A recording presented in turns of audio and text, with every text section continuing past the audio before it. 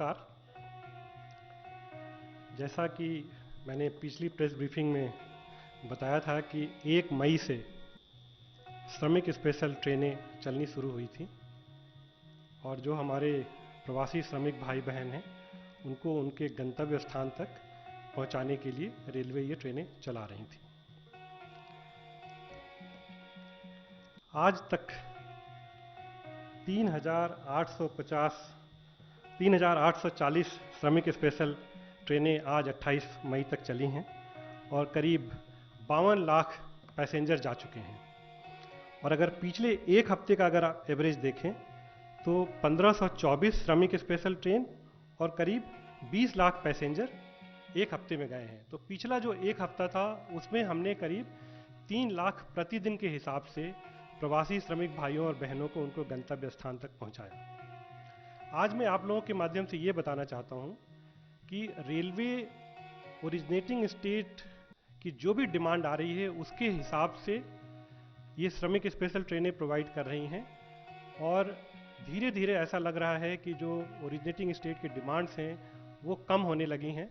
अगर मैं आपको बताऊं तो कल 137 ट्रेनें चली हैं और परसों 172, जबकि भारतीय रेल ने इस दौरान एक दिन 279 ट्रेनें चलाई हैं। पिछले हफ्ते का जो हमारा एवरेज रहा है करीब 250 ट्रेनों का रहा है।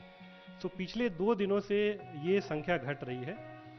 24 मई को हमने सारी राज्य सरकारों से बात करके एक उनकी जो रिक्वायरमेंट उस समय थी वो ली थी हमने। वो रिक्वायरमेंट करीब 923 ट्रेनों की थी। कल हमने फिर राज्य सरकारों से बात करके और सबसे रिक्वायरमेंट ली और वो रिक्वायरमेंट आज केवल 449 की रिक्वायरमेंट दी है। हमने सभी राज्य सरकारों से कहा है कि आप जब भी अपनी रिक्वायरमेंट देंगे उनके डिमांड के हिसाब से रेलवे तुरंत श्रमिक स्पेशल ट्रेन चलाने के लिए तैयार है। और हमने उनको ये भी कहा है कि इस समय जो भी आपने एक टेंटेटिव रिक्वायरमेंट दिया है उस रिक्वायरमेंट के अलावा भी अगर कोई एडिशनल रिक्वायरमेंट आती है तो आप हमें तुरंत बताएं और हम उस एडिशनल रिक्वायरमेंट को भी कैटर करेंगे। तो आपके माध्यम से जो मेरा मुख्य उद्देश्य आज आप लोगों के साथ बात करने का है वो ये है कि श्रमिक भाई बहन जहां भी हैं वो धैर्य से रहें और बहुत जल्दी जैसे ही ओरिजिनेटिंग स्टेट हमको अपनी रिक्वायरमेंट देगी उसी दिन हम ट्रेन शेड्यूल कर देंगे और नेक्स्ट डे वो ट्रेन चला देंगे। हमने ओरिजिनेटिंग स्टेट से ये अनुरोध किया है और उनके कंटिन्यूअस टच में है कि वो लोग वहाँ पे जो लोकल श्रमिक भाई बहन रह रहे हैं उन तक पहुँचें, उनसे बात करें, पब्लिसाइज करें और रजिस्ट्रेशन की प्रक्रिया सुगम करें और ये देखें कि जो भी श्रमिक भाई बहन अपने गंतव्य स्थान पे श्रमिक स्पेशल से जाना चाहते हैं उनका जल्दी से जल्दी रजिस्ट्रेशन हो और वो अपनी रिक्वायरमेंट हमको बताएं और इस तरह से हम तुरंत एक दिन के अंदर वो ट्रेन चला देंगे अगर जैसी रिक्वायरमेंट होगी। तो मेरा मुख्य उद्देश्य आप लोगों के माध्यम से श्रमिक भाई बहनों से यही अनुरोध करना था कि रेलवे पूरी तरह से तैयार है और आप लोगों को जल्दी से जल्दी अपने श्रमिक भाई बहनों को गंतव्य स्थान पे पहुंचाएंगे।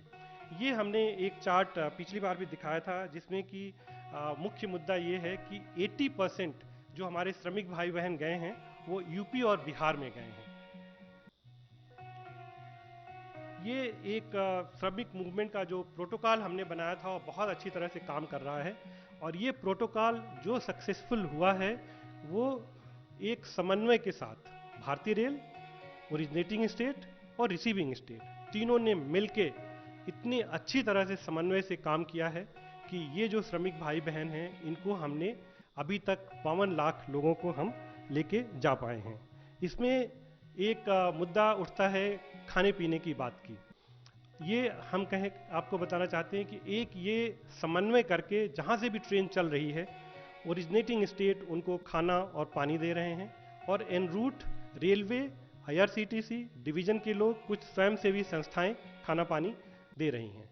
ये हमने रेलवे में एक व्यवस्था की हुई है कि हर ट्रेन को हम मॉनिटरिंग कर रहे हैं ताकि उनको समय पे खाना पानी मिले और जो डिवीज़न के लोग हैं, अपने लोकल लोग हैं, वो लोग भी वहाँ पे अपने जो भी रिसोर्सेज है उसको यूज करेंगे।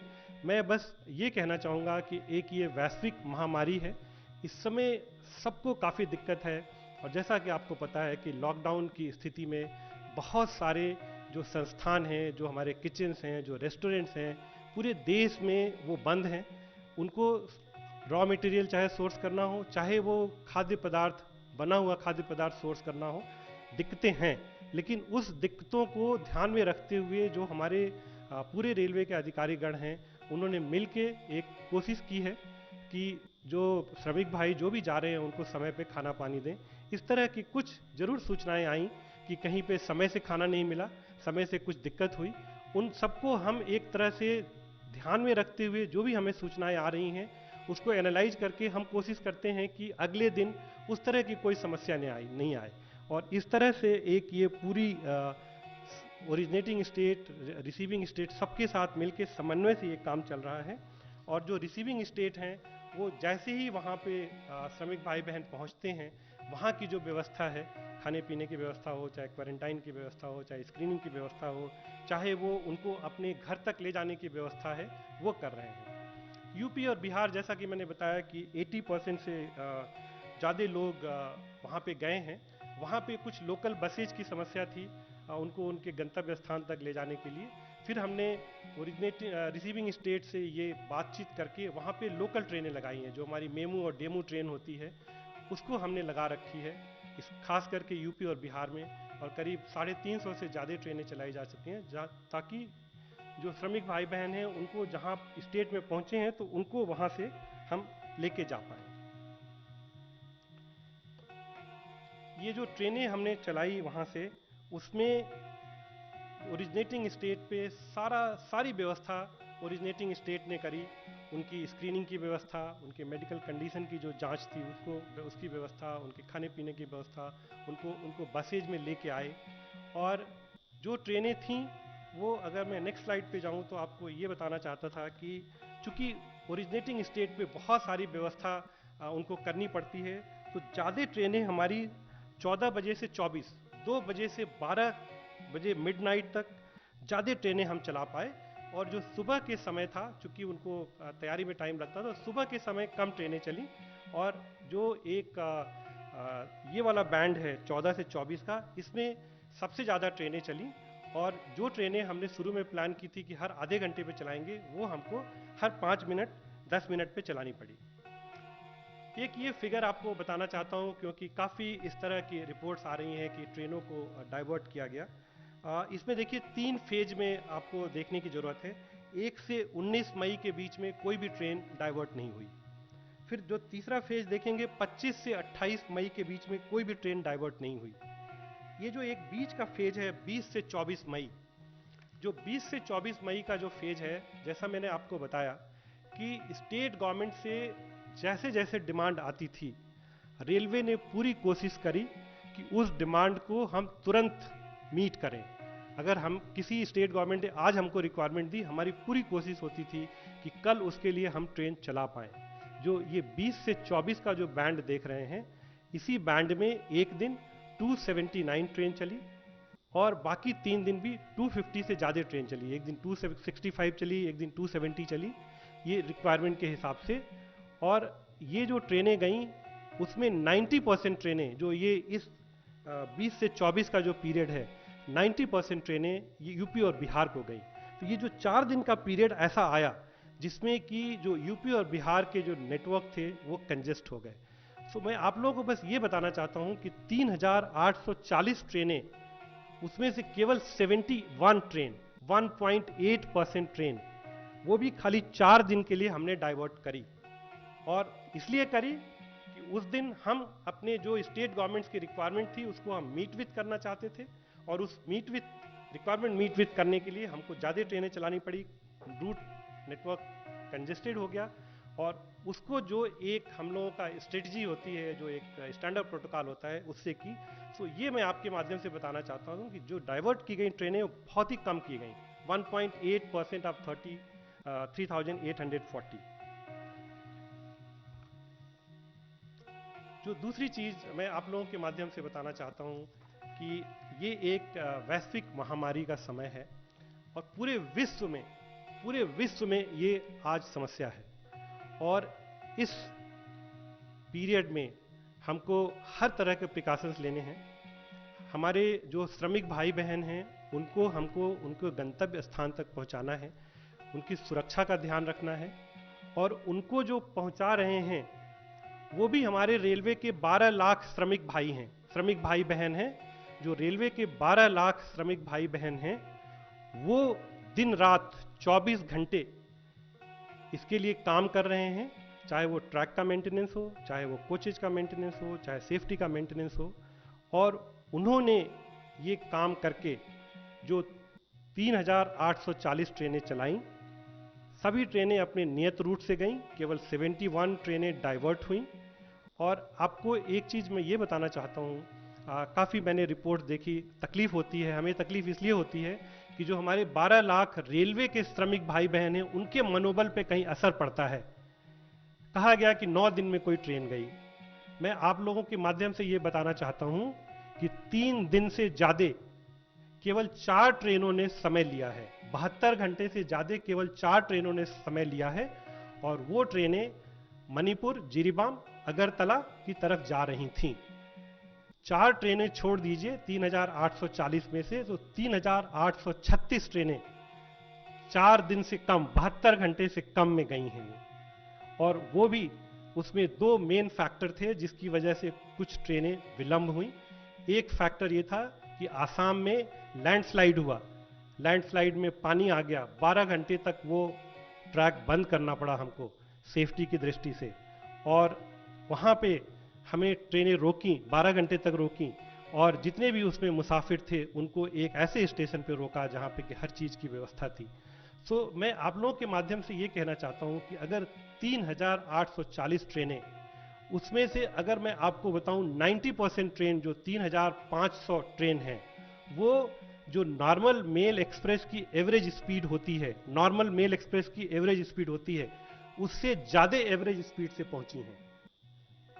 3500 ट्रेनें उसके ज्यादा एवरेज स्पीड से पहुंची हैं जो नॉर्मल मेल एक्सप्रेस होता है।